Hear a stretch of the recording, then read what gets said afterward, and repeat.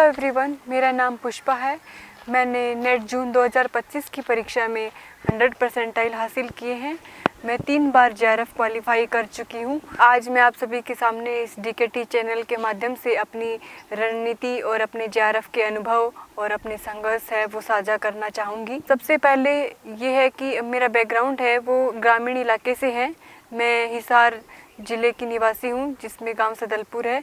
मेरी प्राथमिक शिक्षा भी वहीं से गांव से ही हुई है और फिर मैंने अपनी मास्टर्स है वो जेएनयू से की और अब मैं कुरुक्षेत्र विश्वविद्यालय से पीएचडी कर रही हूँ।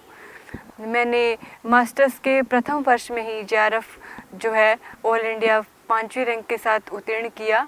फिर मैंने राजस्थान असिस्टेंट प्रोफेसर की परीक्षा के लिए प्रैक्टिस के लिए मैंने जेआरएफ दिया, तब मेरा फिर से क्लियर हुआ। और अब मैंने हरियाणा असिस्टेंट प्रोफेसर की परीक्षा के लिए जब दिया दोबारा से प्रैक्टिस के लिए, तो मेरा पहला रैंक है वो इसमें रहा। क्योंकि ये एक पहले से ही जैसे मैं तैयारी की थी मैंने डीयू एंट्रेंस के लिए, एमए के और जेएनयू एंट्रेंस के लिए, तो लगभग वही पुस्तकें नेट जेआरएफ में भी रही, वही पुस्तकें जो हरियाणा असिस्टेंट प्रोफेसर में भी रही। हाँ, नेट में एक अंतर है कि इसमें फर्स्ट पेपर होता है।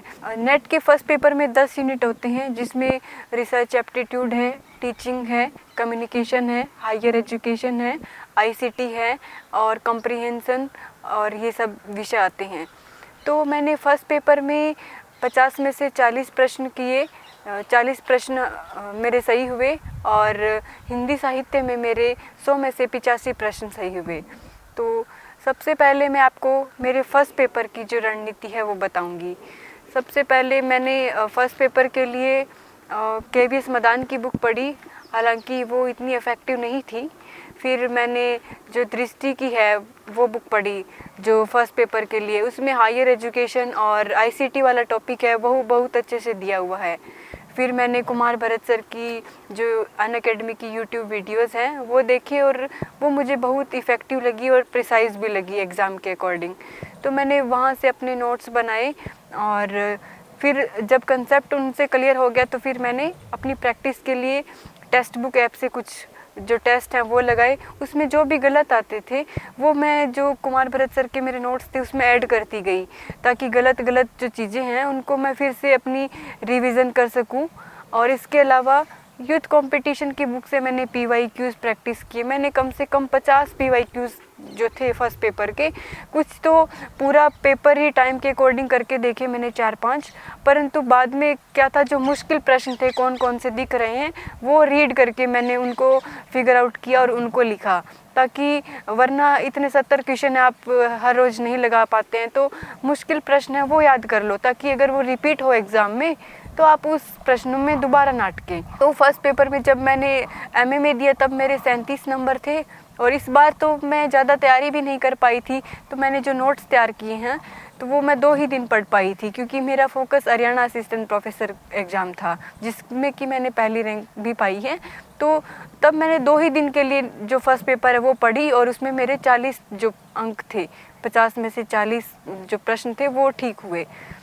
ये तो रही मेरी जो फर्स्ट पेपर है उसकी रणनीति। इसके अलावा हिंदी साहित्य विषय है उसकी मुझे मतलब बचपन से ही ऐसे थोड़ा 5वीं-6वीं क्लास से ही रुचि थी और ये मेरा प्रिय विषय भी था और इसमें अंक भी मैं हमेशा से अच्छे अर्जित करती आई थी। तो मैंने सोचा कि क्यों ना आगे इसी को एक करियर बनाया जाए, तो इसीलिए मैंने ये विषय चुना। एक तो पसंदीदा विषय था, ऊपर से अंक भी अच्छे आते थे, तो इसलिए मैंने इसको चुना। तो जहाँ तक पेपर की बात है, नेट जेआरएफ की पेपर में मैंने हिंदी विषय को कैसे किया, क्योंकि जेएनयू के एंट्रेंस एग्ज़ाम हो, डीयू के एंट्रेंस एग्ज़ाम हो या फिर नेट जेआरएफ का हिंदी विषय का जो पेपर है सेकंड पेपर, तो उसमें सेम ही सिलेबस रहता है, लगभग आपको सेम ही पुस्तकें पढ़नी पड़ती है। हाँ, कहीं कहीं थोड़ा टेक्स्ट में अंतर आ जाता है, पर वो जैसे नेट जेआरएफ का टेक्स्ट है उसको आप कैसे करें मैं ये बताना चाहूँगी। सबसे पहले जो छोटे टेक्स्ट है जैसे कहानी है, निबंध है और कुछ छोटी कविताएं हैं, उनको तो आप ज़रूर से अध्ययन कर लीजिए, क्योंकि अभी जो है नेट जेआरएफ में बहुत गहराई से फैक्चुअल, जैसे कौन से स्थान पे कितनी उम्र थी, क्या रंग था, कैसे गाते थे, इस तरह के प्रश्न पूछे जाते हैं, जिसके लिए आपका सूक्ष्म अध्ययन होना बहुत ज़रूरी है। तो इसके लिए जो छोटी कहानियाँ, छोटे टेक्स्ट है जो वो आप ज़रूर से पढ़ लीजिए और एग्ज़ाम टाइम में 1 महीने पहले ज़रूर से देख लीजिए, वरना की जो चीज़ें हैं वो दिमाग से कई बार निकल जाती है। और हो सके तो नाटक होते हैं वो भी इंटरेस्टिंग होते हैं पढ़ने में, कुछ उपन्यास है वो भी आप जब भी समय लगे तो नाटक है वो भी पढ़ लीजिए, क्योंकि जैसे प्रसाद जी के नाटक है उनमें से क्वेश्चन हर बार आते हैं। तो आप PYQ जैसे पहले तो ऐसे किया कि हर टेक्स्ट, जैसे कि नाटक हो गया तो सभी नाटकों के, सभी कहानियों के, जैसे कानों में कंगना हो गया, दुलाई वाली होगी, आकाशदीप हो गई, उसने कहा था, सभी कहानियों के पिछले 6 सालों में जो भी प्रश्न आ रहे हैं, पहले एक कहानी पढ़ी अच्छे से, फिर पिछले 5 सालों में जो जो प्रश्न आए वो एक पेज पे उसी कहानी की लिख ली, फिर दूसरी कहानी पढ़ी और फिर पिछले 5 सालों में जो भी प्रश्न आए, इसी तरह से सभी कहानियों के विस्तार से जो नोट्स है कि ऐसे प्रश्न आ रहे हैं, तो उससे समझ भी बेहतर होती है और रिवीजन भी हो जाता है। इस तरह से मैंने ये जो चीज़ें हैं वो की टेक्स्ट की। और उपन्यास है हो सके तो बहुत इम्पोर्टेंट है, जैसे कि मेलांचल है, इसमें से हर बार प्रश्न आते हैं, और गोदान है या राग दरबारी है, ये 2-3 नॉवल है, ये तो आप ज़रूर से पढ़ लीजिए। और इसके अलावा जो है साहित्य का इतिहास की बात करें तो रामचंद्र शुक्ल का हिंदी साहित्य का इतिहास सभी अभ्यर्थियों के लिए रामबाण है, क्योंकि इसमें हर जो पंक्ति है वो, इसको हम हिंदी साहित्य का जो रत्न है वो भी कह सकते हैं, क्योंकि हर ऐसा कोई भी बहुत मुश्किल से कोई एग्ज़ाम मिलेगा कि जिसमें इनकी पंक्तियाँ ना पूछी जाती हो।